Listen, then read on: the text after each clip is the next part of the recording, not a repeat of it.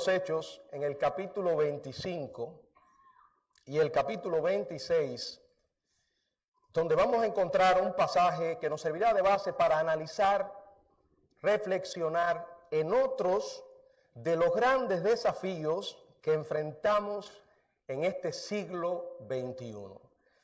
Es enfrentando ser un héroe de verdad. En una sociedad donde la integridad ha pasado de ser una virtud a convertirse en un defecto, en una sociedad donde los modelos que son tomados para imitar cada vez son peores, especialmente aquellos llamados ídolos de la juventud, donde se vuelven hacia figuras que en realidad, en vez de inspirar, en vez de ser modelos para imitar, son todo una vergüenza. Sin embargo, mucha gente los toma como patrón de conducta, los sigue, los imitan. Con una facilidad tremenda hoy se emplea el término héroe para aplicárselo a ciertas personas que dejan mucho que desear. Y la realidad es que vivimos en tiempos de crisis de héroes de verdad. Ese es un desafío que tenemos, porque los modelos inspiradores, reales, no abundan. Acompáñenme pues a meditar lo que Dios nos tiene que decir al respecto. Padre, gracias por tu poderosa palabra, porque en ella hay vida, en ella hay luz, en ella hay poder, en ella, Señor, podemos regocijarnos y deleitarnos a pesar de lo difícil que sean los tiempos que nos han tocado vivir, Señor. Úsanos en esta mañana para tu gloria. En el nombre de Jesucristo. Amén. Bueno, es indiscutible que necesitamos un modelo real en nuestra vida siempre. Y más cuando andamos en busca de héroes. De hecho, leemos acerca de héroes. Hemos conocido historias de héroes. Nos han enseñado esas historias, pero en la mayoría de los casos no pasan de ser mitos distantes que en la práctica no funcionan. No importa lo dinámico que sean y lo atractivo que sea su historia, necesitamos modelos de carne y hueso que nos sirvan de ejemplo para modelar nuestras vidas. En cualquier orden es una realidad. En el orden familiar más aún, porque los hijos que vienen al mundo necesitan modelos hacia los cuales mirar. Por eso está la madre y el padre. Por eso Dios formó el hogar de esta manera. Y los hijos necesitan mirar a sus padres. El diccionario define un héroe como una persona admirada por sus logros y sus nobles cualidades. Alguien que demuestra coraje. Y créanme, si algo se necesita hoy para vivir, es coraje, es valor. Hay otra definición no tan sofisticada que dice lo siguiente: un héroe es alguien que demuestra mucha valentía cuando otros carecen de ella.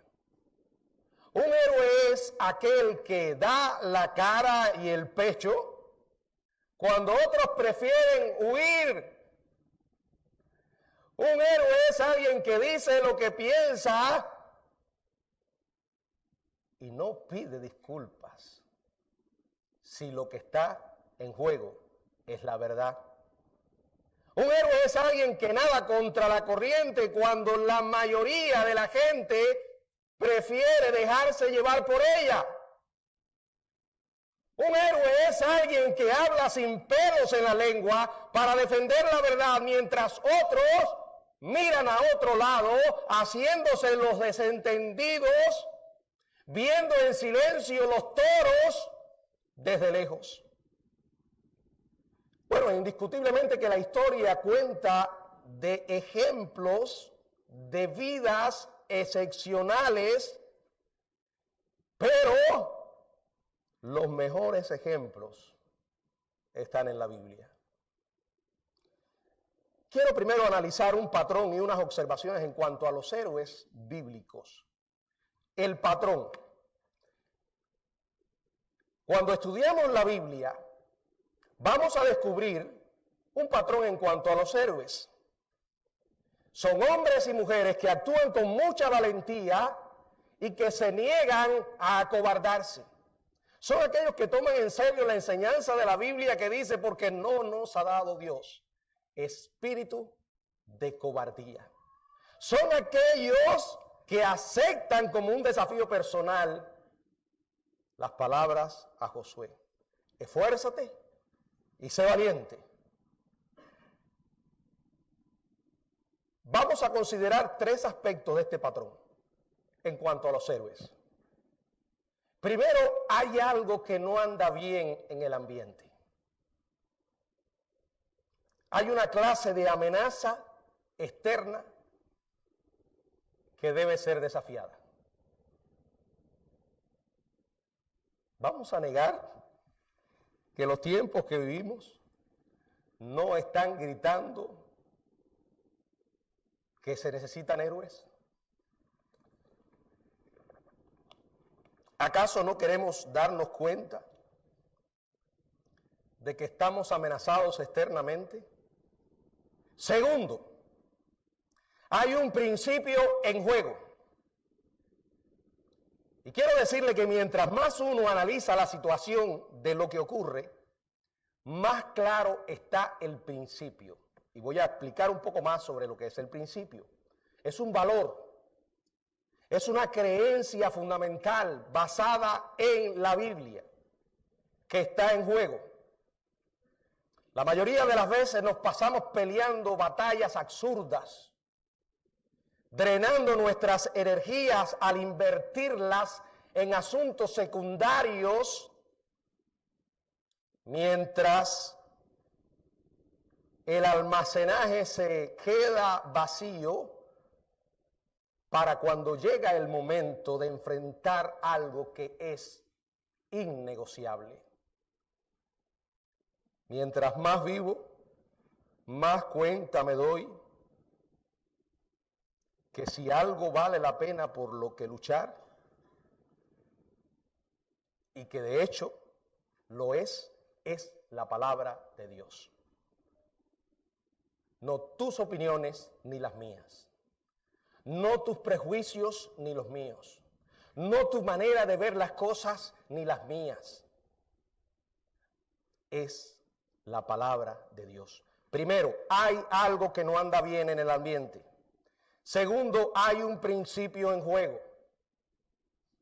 Vamos a ignorar que nuestros valores y principios como cristianos hoy son arrinconados descaradamente, mientras el pueblo de Dios permanece en una actitud de total pasividad, porque nos han implantado un chip en la mente, en el cerebro, que en resumen lo que dice es: el cristianismo es solo para los templos.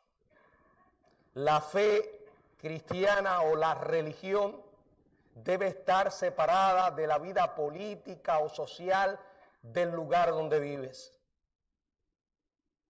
Tercero, hay un elemento de riesgo involucrado en la toma de medidas heroicas. Aparte del peligro físico, que puede ser real, porque Satanás, el enemigo de nuestras almas, ha venido para matar y para destruir. Y se va a oponer a Dios y a todo lo que Él representa, y ahí nos incluimos nosotros. Nos va a aborrecer. Y el diablo puede llegar lejos, si Dios lo permite. Nunca olviden el caso de Esteban y otros que aparecen en las Escrituras. Puede haber hasta peligro físico por defender lo que crees. Segundo, el riesgo de ser incomprendido, tergiversado, calumniado, maltratado. Eso es real. Si a veces dentro de nosotros mismos sucede dolorosamente, imagínense en un mundo de espaldas a Dios, que la Biblia claramente dice, el mundo está bajo el poder. Dice bajo el maligno, pero lo que quiere decir es bajo el poder del maligno. Además, tomar la opción de no hacer nada va a empeorar la situación. Un problema no se va a resolver por sí mismo. Cerrar los ojos ante la realidad en la que vivimos, tampoco. Meter la cabeza como un avestruz dentro de la arena es un acto de cobardía. Muchas veces hacer algo va a implicar hacerlo solo. Este es el patrón. Y un patrón que lo encontramos a lo largo de las Escrituras. Ahora quiero hacer un par de observaciones en cuanto a los héroes. Primero, los héroes no parecen héroes cuando están actuando. Los homenajes para las acciones heroicas son típicamente siempre dejados para después. Sucede que la gente que convive con esos héroes no se dan cuenta de su valor hasta que ya es demasiado tarde, o porque la persona se murió, o porque se fue. En su tiempo esas personas serán criticadas por otras que no están de acuerdo con lo que hacen. Son aquellos que piensan, ¿por qué buscarse problemas? Algunos que actuaron con valentía no fueron reconocidos en su tiempo por lo que defendían ni por lo que lograron. Solo el tiempo reveló la verdadera importancia de lo que hacían. Segundo, el heroísmo no es genético. Nadie engendra a un héroe. Los héroes se forman con los años. Muchas veces los que vencen más dificultades son los que se convierten en los héroes de su tiempo. Pero como siempre es mi llamado y mi deleite hacer que estas verdades cobren vida, especialmente cuando las observamos encarnadas en alguien humano. Quiero invitarles a volver nuestra mirada hacia un héroe llamado Pablo. Un hombre que fue indudablemente más valiente que la mayoría. En Hechos capítulo 26 encontramos parte de su historia, lo que se llama su última defensa. Esto es una ilustración de su heroica capacidad para proclamar la verdad del Evangelio solo. Y a pesar de las presiones extremas a las que estaba sometido. Vamos a contemplar ahora una escena de pompa, vacía y circunstancias excepcionales. La escena comienza en el capítulo 25, verso 13. Dice, pasados algunos días, el rey Agripa y Berenice vinieron a Cesarea para saludar a Festo. Esta historia comienza con la entrada de Agripa. Un poco más y le ponen gripe. ¿Y qué decir de Festo?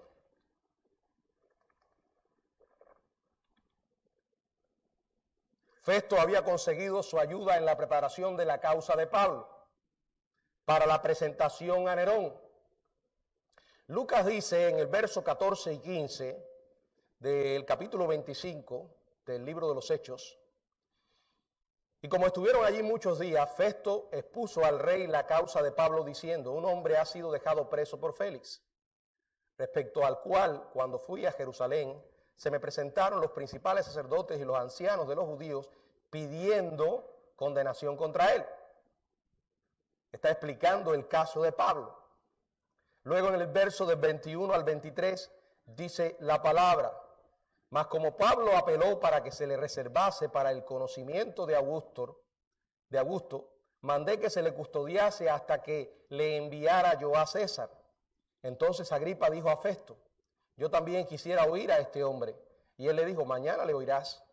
Al otro día, viniendo Agripa y Berenice, con mucha pompa, entraron en la audiencia con los tribunos y principales de la ciudad. Por mandato de Festo fue traído Pablo. Bueno, es bueno que conozcamos un poco más de los antecedentes de estos personajes. Estos señores de la realeza. Hoy podríamos decir del mundo de la política, ¿verdad? Del ambiente público. Esta gente tenían un carácter superficial. El rey Herodes, primero, que gobernó con violencia y perversidad, logró notoriedad bíblica en parte por ser el rey que trató de matar a Pedro. No mucho después de que Pedro se libra de él, la Biblia nos registra en el libro de los Hechos que este hombre tuvo una muerte miserable. Expiró comido por los gusanos, dice la palabra. Ahora le sobreviven varios hijos, cortados con la misma tijera. De tal Pedro o de tal palo, tal astilla. Pero solo 3 tienen alguna importancia para este relato. Uno de sus hijos fue Herodes Agripa II. Y este es el Agripa de nuestra historia. Herodes Agripa I tuvo además 2 hijas, Drusila y Berenice. Félix se casa con Drusila, a quien aparta de su esposo en una relación inmoral. La hermana de Drusila, Berenice, era también hermana de Agripa. Y ella y Agripa estaban envueltos en una relación incestuosa. ¿Qué les parece? Toda esta familia era una maraña de corrupción y crasa inmoralidad. Estos son los personajes tan pomposos que van a juzgar a Pablo, que van a emitir juicio sobre alguien con una total integridad. De hecho, nada más comenzar a leer esto nos parece algo injusto. Pero así es el mundo que nos ha tocado vivir. En ocasiones tú y yo tendremos que dar la cara, hablar como emisarios de Dios ante gente de la misma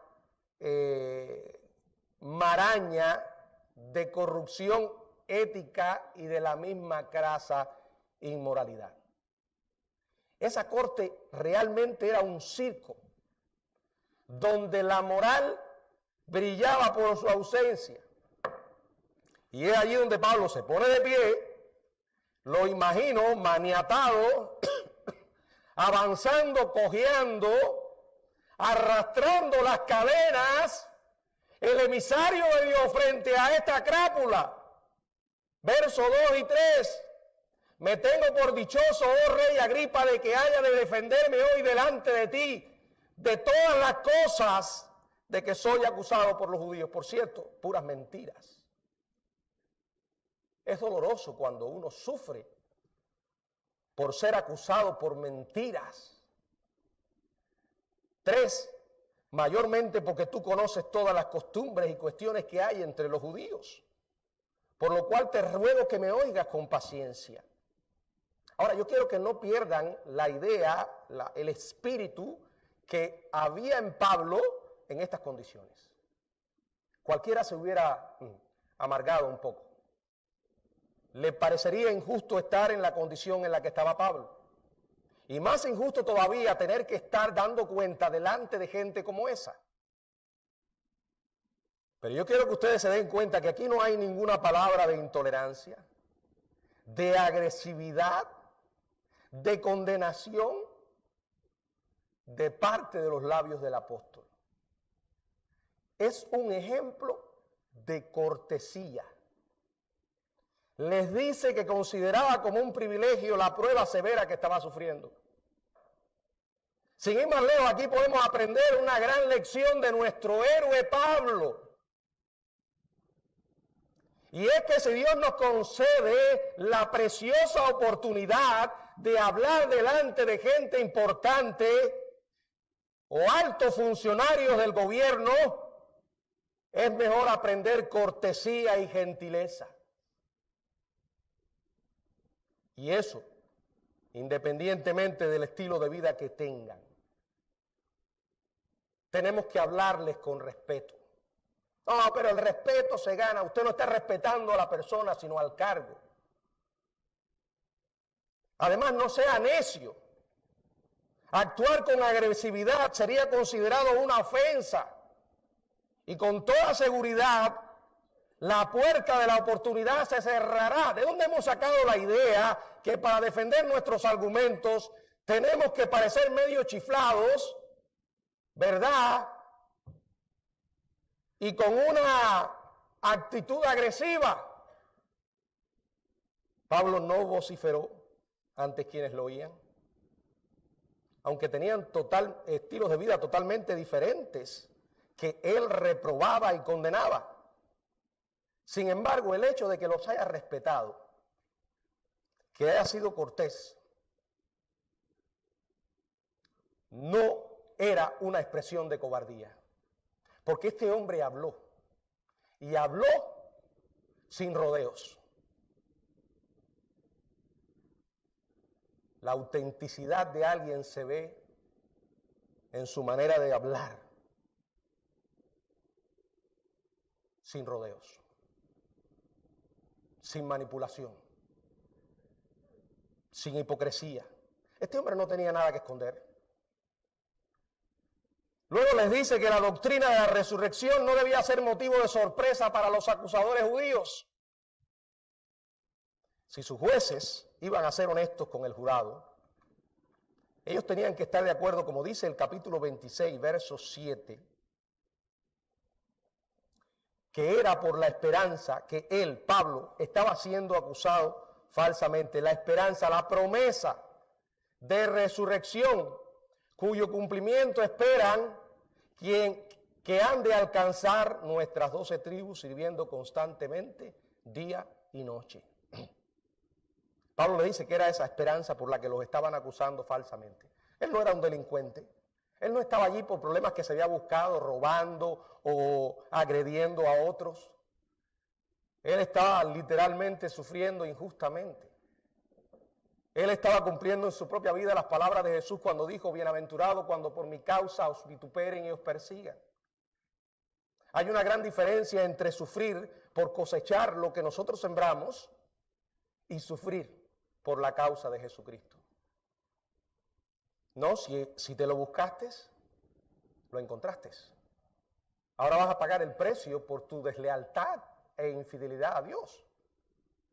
Pero si la razón por la que estás sufriendo es por proclamar la verdad de Cristo, por vivir la verdad de Cristo, por defender la verdad de Cristo, el Señor dice: bienaventurado, 3 veces feliz.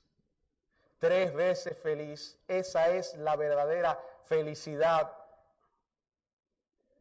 Sufrir por la causa del Señor. La resurrección seguía siendo el principal punto de discusión sobre la mesa. El aceptar al Mesías obligaba a la persona a creer que el crucificado había sido levantado de entre los muertos. Por eso dice Pablo en el verso 8 del capítulo 26, que se juzga entre vosotros, cosa increíble que Dios resucite a los muertos. En otras palabras, ¿por qué era eso tan difícil de creer? Pregunta Pablo en voz alta. A fin de cuentas, el gran maestro Gamaliel, un erudito que ellos respetaban, tenía este tema como una de las principales materias de estudio en su escuela teológica. Pablo continúa en el verso 9 al 11 del capítulo 26. Yo ciertamente había creído mi deber hacer muchas cosas contra el nombre de Jesús de Nazaret. Hermano, yo veo que hay una total transparencia. Él no está escondiendo su pasado. Tampoco es un motivo de orgullo. Simplemente se está remitiendo a los hechos, contando la verdad. compartiendo su testimonio, lo que era su vida antes. Dice, lo cual también hice en Jerusalén. Yo encerré en cárceles a muchos de los santos. Yo creo que Pablo dijo esto con dolor. Yo creo que el corazón de Pablo estaba traspasado cuando recordaba estas escenas tristes. Habiendo recibido poderes de los principales sacerdotes, y cuando los mataron yo di mi voto. Sí, porque tenemos un pasado y debemos hablar de él, pero no con orgullo, no regodeándonos en lo que hice, no como aquel necio que se paraba delante de otro. Yo antes era tremendo mujeriego. Mi vida era una vida, muchas mujeres. Sí, yo era, la verdad que era un león. Si estás dando un testimonio, o yo hacía tal cosa. Cuando usted escuche a alguien hablando así de su vida pasada, puede estar convencido que eso es lo único que tiene. Porque no tiene un presente con Cristo, ni mucho menos un futuro. Porque aunque forma parte de lo que es nuestra vida, no hay otra manera a través de la cual podamos hablar del pasado que con dolor, que con vergüenza. Porque vivir en la podredumbre del pecado no es motivo para orgullo. Es solo para que la gracia divina sea más valorada. Porque allí era el foso, el fango, donde me estaba hundiendo cuando Cristo me tendió la mano. Y allí estaba Pablo contando esto. Y muchas veces castigándonos en todas las sinagogas los forcé a blasfemar. Y enfurecido sobremanera contra ellos, los perseguía hasta en las ciudades extranjeras. Así estaba Pablo. Así era su vida. Él no esconde nada de Agripa, ni de los escépticos que le acompañaban. Él no trata de endulzar su pasado. Eso se llama integridad. Eso se llama transparencia. Eso se llama firmeza. Son las cualidades que adornan el carácter de un hombre que es un héroe de verdad. Porque no es lo que tú y yo proclamamos que somos. Nuestro carácter es lo que en realidad somos. La perfecta descripción que hacía Pablo de cómo fue conquistado por el Cristo vivo tenía a todo el mundo perplejo, con la boca abierta. Versos del 12 al 16. Ocupado en esto. Aquí pasa de lo que era su vida pasada a cómo conoció al Señor. Dice que estaba ocupado en esto. Todos nos pasa lo mismo. O nos pasó lo mismo. Estábamos ocupados en eso cuando Dios irrumpió en nuestra vida. En ese camino de perdición y muerte, Pablo iba yo a Damasco con poderes y en comisión de los principales sacerdotes, un terrorista religioso. Cuando a mediodía, oh rey, yendo por el camino, vi una luz del cielo que sobrepasaba el resplandor del sol, el cual me rodeó a mí y a los que estaban conmigo. Y habiendo caído todos nosotros en tierra, oí una voz que hablaba y decía en lengua hebrea: Saulo, Saulo, ¿por qué me persigues? Dura cosas te es dar cosas contra el aguijón. Miren, hermano, yo no sé si usted se da cuenta, yo leo esto y aquí yo veo autenticidad. Aquí no hay intento ninguno de endulzar o de arreglar la historia para que no se vean esos lunares tan vergonzosos, para que no se vean esas partes que nos producen vergüenza, y más cuando lo hablamos en público.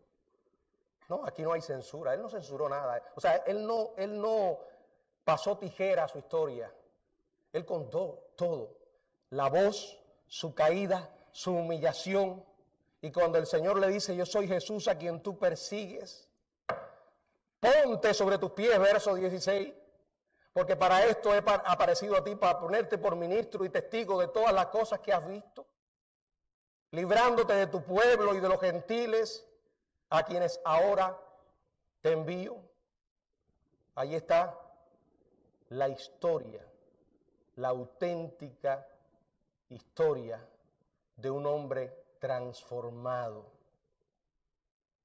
Ahora, varias cosas suceden aquí. Pablo habla de luz del cielo. Pablo cuenta de una voz que le habló. Yo me imagino que la audiencia, cuando llegó a este punto, que Pablo hablaba de visiones, de voces, de luminosidad, de una luz brillante, se comenzaron a poner nerviosos. Este hombre estaba hablando palabras que para ellos eran fantásticas, enigmáticas, pero no, él estaba contando la verdad y eso no lo detuvo. Quizás mientras hablaba miraba el rostro de sus oyentes y veía la expresión. ¿Qué habrán estado haciendo?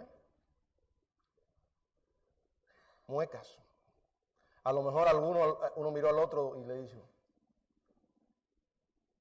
Y créanme que para un predicador esto es difícil. Es difícil.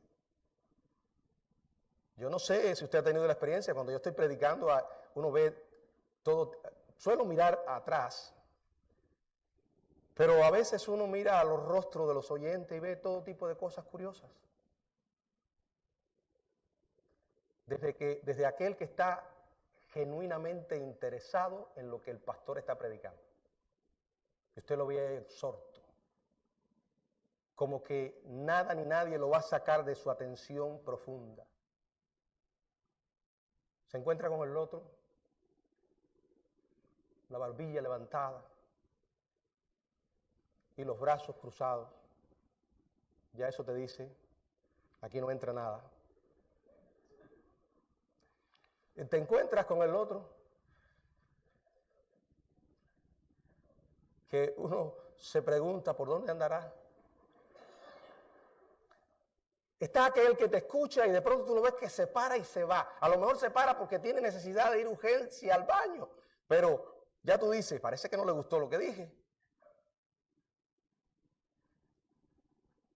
Pero cuando uno está enfocado en el mensaje de Dios, que tiene que entregar, es humanamente invencible. Eso no lo va a desviar. Fíjense el enfoque, la concentración que tenía Pablo. Que él no se detuvo, él no se paró, él sigue. Verso 22 y 23 quiero que leamos ahora. Pero habiendo obtenido auxilio de Dios, persevero hasta el día de hoy, dando testimonio a pequeños y a grandes, no diciendo nada fuera de las cosas que los profetas y Moisés dijeron que había de ocurrir, que el Cristo que había de padecer y ser el primero de la resurrección de los muertos para anunciar luz al pueblo y a los gentiles. Pero en este punto, Festo se lanzó. ¡Detente!, grita desenfrenado. Quería ponerle fin a aquello, interrumpe a Pablo y le dice lo que había estado pensando. ¿Estás loco, Pablo? Las muchas letras te vuelven loco. Qué falta de respeto para el mensajero de Dios. Pablo no le devolvió el ataque. Si no hubiera estado lleno del Espíritu y enfocado en su misión, le hubiera dicho, aquí el inmoral eres tú. Pero no hizo eso. Ignoró a su nervioso anfitrión, porque la palabra edifica o mortifica. Y aquí había empezado a mortificar. Y entonces este hombre lo manda a callar. Le dice las muchas letras te vuelven loco. Pero él sigue. ¿Por qué? Porque él se dio cuenta que tenía una oportunidad de acercar a ese gobernante real, al Salvador, y nada lo iba a apartar de ese intento. Respondiendo a Festo, pero mirando a Agripa, sigue diciendo, verso 25, mas él dijo, no estoy loco, excelentísimo Festo, sino que hablo palabras de verdad y de cordura. Pues el rey sabe estas cosas, delante de quien también hablo con confianza, porque no pienso que ignora nada de esto, pues no se ha hecho esto en algún rincón. ¿Qué hizo Pablo? Verso 27, ¿crees, oh rey Agripa, a los profetas? Yo sé que crees.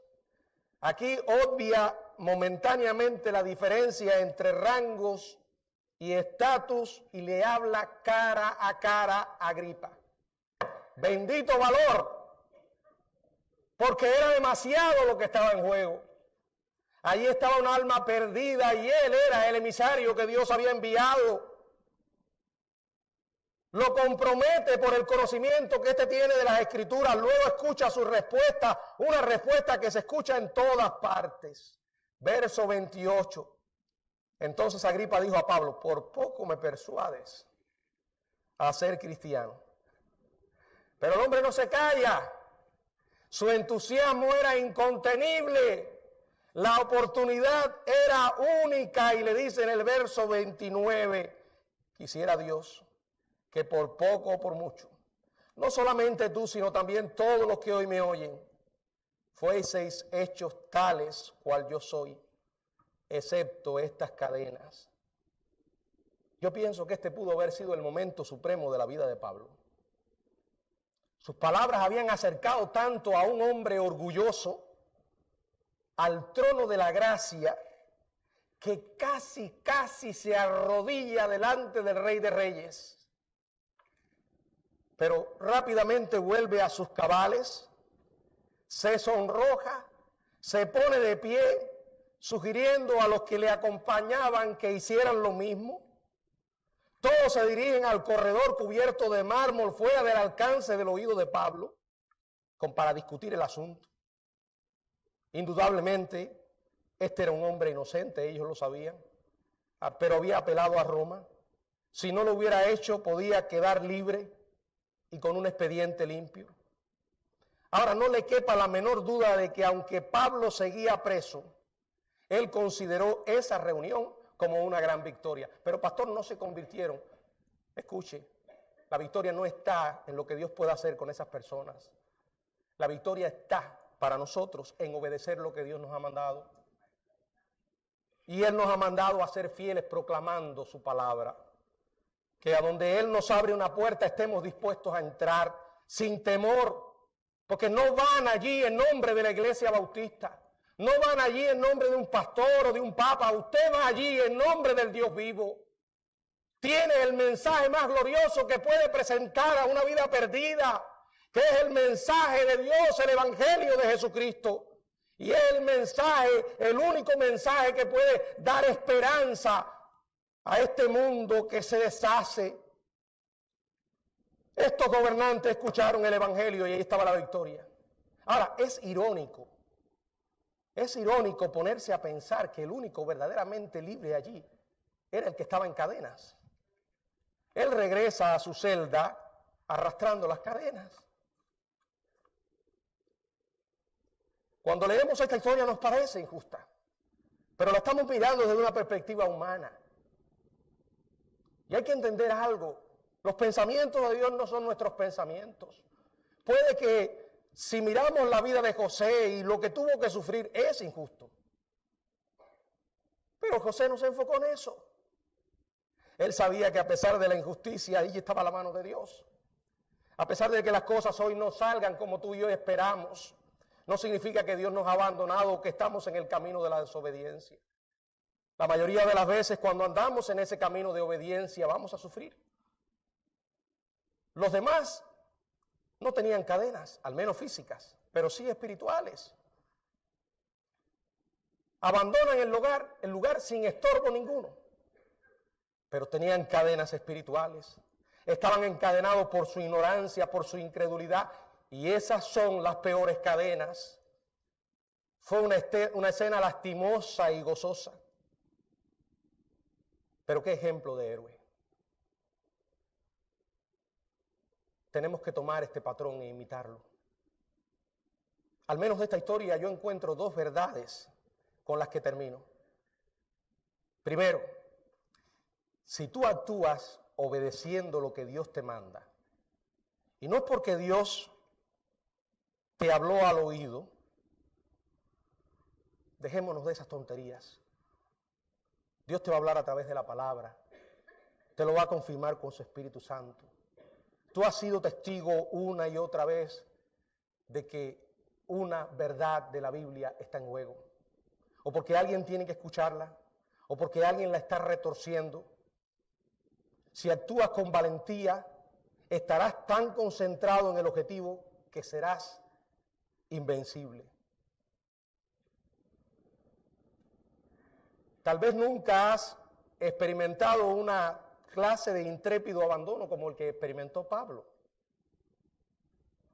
porque quizás no te has arriesgado a estar en una situación como esa. La gente, de manera general, prefiere quedarse donde está. La comodidad, el evitar los riesgos, quedarme callado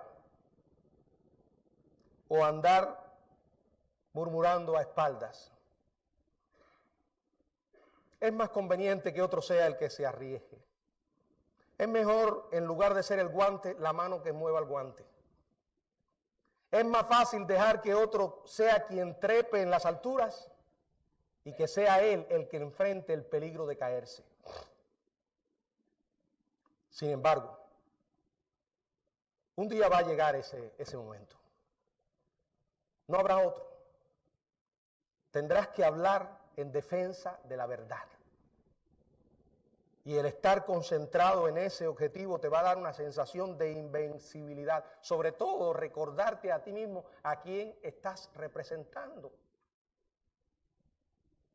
No es a un ministro humano, no es a un gobernante humano. Eres embajador del Rey de Reyes y Señor de Señores. Y si lo crees, y si lo tienes en tu vida presente, escucha esto, no te van a intimidar otros, ni las credenciales, ni los títulos, porque no estarás obrando en tu propia fuerza, sino en el poder de Dios. Pablo se convirtió en la voz de Dios para ese momento. Tú puedes ser la voz de Dios para ese momento. Segundo, si actúas con valentía tendrás tal vehemencia que no te darás cuenta del gran impacto final de tus palabras. Si eres fiel en exponer la verdad de Dios, Dios va a usar esa verdad para su gloria. Eso es fidelidad. Proclamar lo que Dios te manda y dejar los resultados. Si has descubierto que hay un principio, un valor que está en juego, adelante. Pablo se levantó simplemente cuando terminó y se fue. Un análisis humano exterior parecía como un desperdicio de tiempo. Tal vez si algún otro religioso analiza esto, allí lo que Pablo estaba haciendo era echando perlas a los puercos. Bueno, en realidad Pablo tenía perlas y ellos eran unos puercos, pero no era eso lo que Pablo estaba haciendo. Ninguno de nosotros puede analizar la profundidad del impacto que provocó el mensaje. ¿Quién puede saber lo que ocurrió con Agripa, lo que soñó esa noche, las noches posteriores al discurso de Pablo? A mí no me sorprendería que el acomodadizo Festo haya seguido retorciéndose después del testimonio de Pablo. Solo Dios sabe cuál fue el verdadero impacto de la acción heroica de Pablo ese día junto al mar. Al fin y al cabo, solo Dios sabe el impacto que tú y yo haremos en la vida de otro cuando fielmente predicamos la verdad. Vivimos en tiempos de grandes desafíos. Y quiero decirte que ese momento puede aparecer cuando menos lo estés esperando. Quizás en ese ambiente de intimidad y franqueza, cuando estás en un ambiente hostil a la verdad.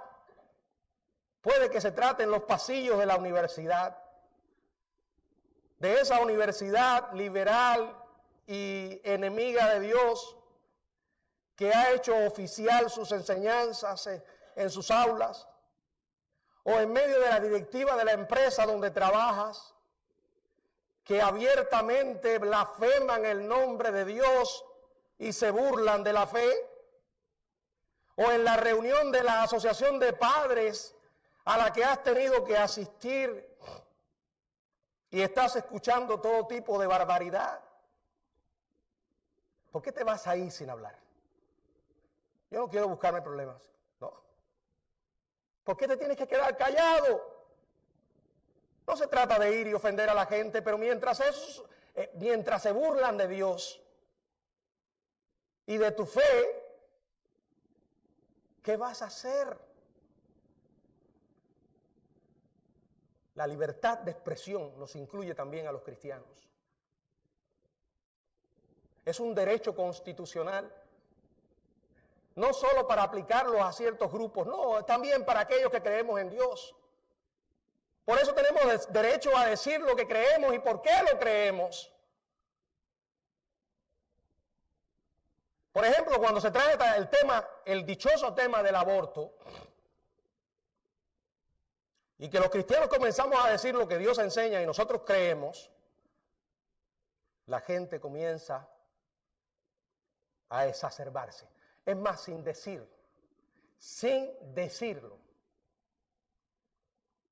Si usted se opone a algo como lo que hoy está en la popularidad, el aborto, el matrimonio entre parejas, entre homosexuales, si usted se opone, aunque no diga que es religioso o que es cristiano, automáticamente le van a poner la etiqueta de religioso. Ah, eso tú lo dices porque tú eres religioso y ustedes, fíjate, sin tú decir que eres cristiano, y ustedes quieren imponerle sus ideas a los demás. ¿No han oído eso? Bueno, y si es así, ¿qué? ¿Tenemos libertad de expresión o no? Al final, toda ley, escuche esto, toda ley que se acuerda siempre va a tener un grado de imposición sobre otras personas que no la van a aceptar. ¿Por qué el cristianismo tiene que ser diferente? Ahora, cuando usted hable de estos temas, no simplemente diga, no, porque en la iglesia, no. Dios enseña en la Biblia y lo enseña por tal y tal razón. En momentos como eso, ¿qué hará? ¿Se va a levantar y valientemente dirá la verdad si un principio está en juego? ¿Defenderá lo que cree con gentileza pero con firmeza? Es probable que usted no sea llamado a estar en pie ante reyes y reinas. Es probable que no sea invitado a la Casa Blanca, y menos con el presidente que hay ahora, para dirigirse a la ética, a la élite política o a oficiales de alto rango militar. Pero usted va a tener oportunidades de levantarse y hablar, con respeto, pero con firmeza. Y es más, si puede llevar la conversación a exponer el Evangelio, hágalo. Hágalo. Si usted se propone en su corazón ser valiente, Dios le va a dar las oportunidades cuando menos le espera. Y cuando eso aparezca, mi pregunta es, ¿está usted preparado? Es maravilloso vivir la fe entre nosotros. Pero ya es tiempo de que despertemos a la realidad, que no se puede quedar aquí. Que cuando el Señor dice que somos sal y luz, lo dice del mundo. No importa la influencia que usted ejerza en estas cuatro paredes. Necesita aprender a ejercerla fuera de ellas. En el ambiente donde se desarrolla. Y si no se desarrolla, busque un ambiente. Tal vez usted ya está retirado, pasa la mayor parte de su tiempo en un balancín, para atrás y para adelante. Salga de esa cueva. Vaya a un grupo de ancianos, no sé cómo le llamen, a un club. Relaciónese con la gente. Pero no para convertir aquello en un centro de chisme y brete. No, vaya allí para hablar de Jesucristo. Acuérdese que esas personas están al borde de la muerte. Y usted es el emisario de Dios para ir allí y hablarle a esas personas de Jesús. Usted no es capaz todavía de entender lo que Dios puede hacer con su vida si acepta el desafío. Un día, cuando pasen los años, aquellos que le recuerden, probablemente le recuerden como un héroe de verdad. Que el Señor nos bendiga.